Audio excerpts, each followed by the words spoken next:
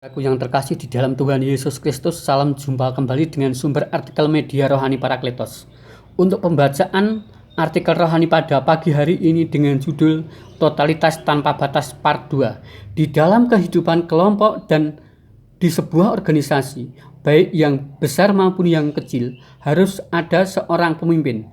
Mengapa harus ada pemimpin? Supaya kelompok dan organisasi itu dapat berjalan dengan baik dan benar sesuai dengan kesepakatan. Namun sebagai seorang pemimpin, ia tidak akan bisa memuaskan sesuai semua orang. Pasti ada pro dan kontra atau suka tidak suka.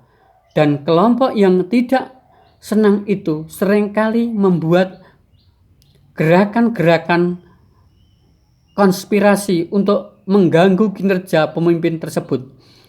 Hal senada juga terjadi dalam kehidupan jemaat mula-mula. Mereka adalah sebuah kelompok yang mengatasnamakan kelompok Jalan Tuhan atau pengikut Kristus. Sebagai sebuah kelompok yang semakin hari semakin berkembang menjadi banyak, maka harus ada pembagian kerja supaya lebih efektif kinerjanya. Oleh karena itu, terjadi suatu pemilihan. Dalam pemilihan tersebut dipilih 7 orang. Di antara 7 orang itu, salah satu yang terpilih adalah Stefanus.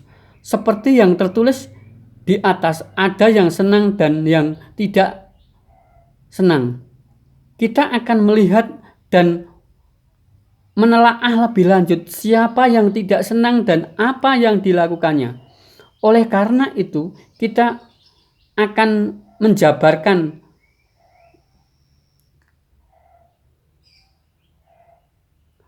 penelitian kita di dalam ayat firman Tuhan di bawah ini.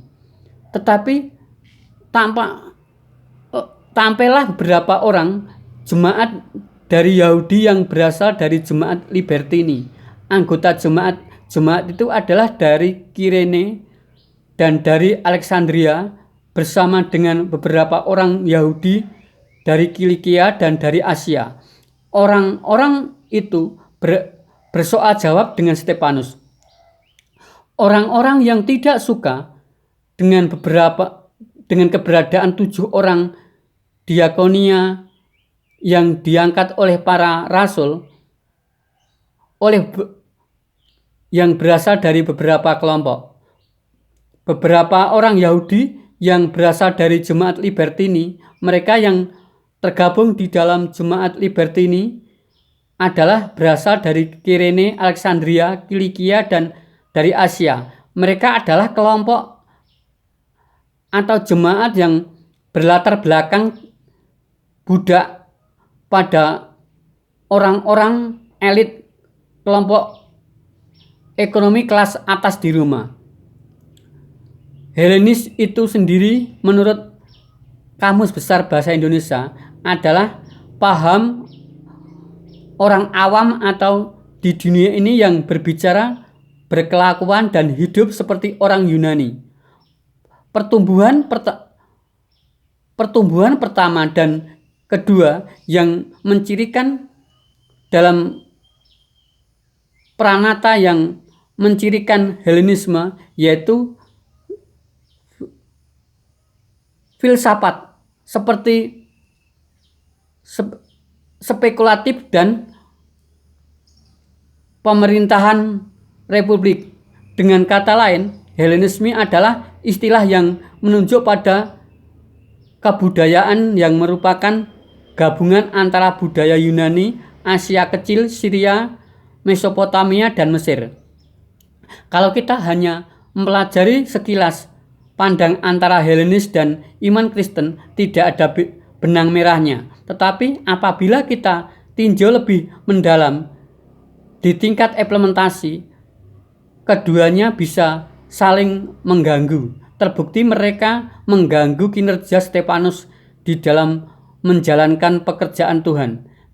Cara jemaat Libertini di dalam mengganggu kinerja Stefanus adalah bersoal jawab. Yang dimaksud dengan bersoal jawab adalah antara Stefanus dan beberapa jemaat dari Yahudi yang berasal dari jemaat Libertini, terjadi perdebatan mengadu pengetahuan tentang firman Tuhan. Sebagai pengikut Kristus, Stefanus sedang berapologetika, mempertahankan imannya kepada Kristus.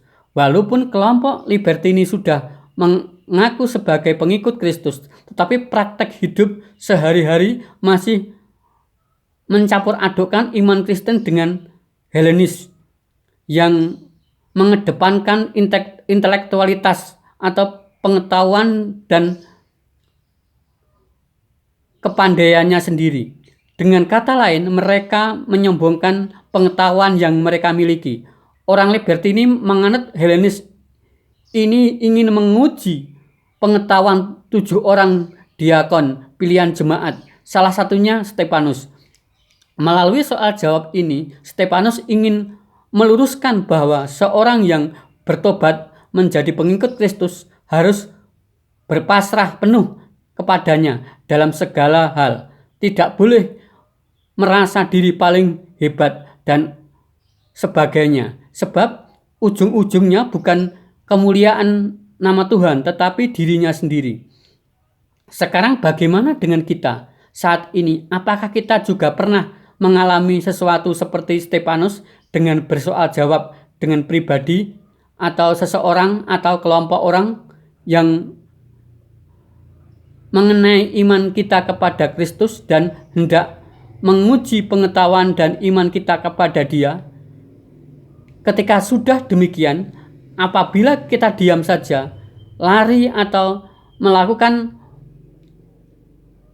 pembelaan atas iman kita, dengan kuasa Roh Kudus dan kuasa firman Tuhan, kita pasti dimampukan untuk melakukan pembelaan terhadap iman kita. Amin.